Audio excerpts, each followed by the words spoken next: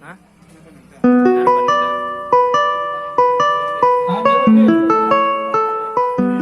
Bantuan langsung tunai BLT yang bersumber dari dana desa untuk keluarga kurang mampu yang terdampak COVID-19 di Kampung Jambor Papan, Kecamatan Kulut Tengah, Kabupaten Aceh Selatan mulai disalurkan pada Rabu 19 Mei 2020 di kantor desa setempat.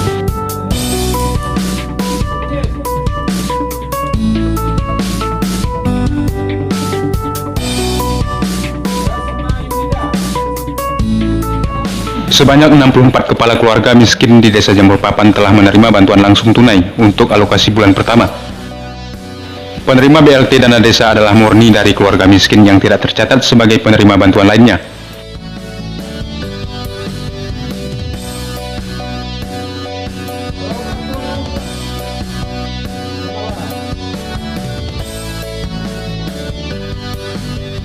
Penyaluran bantuan langsung tunai dari dana desa itu merupakan hasil dari kesepakatan musyawarah desa.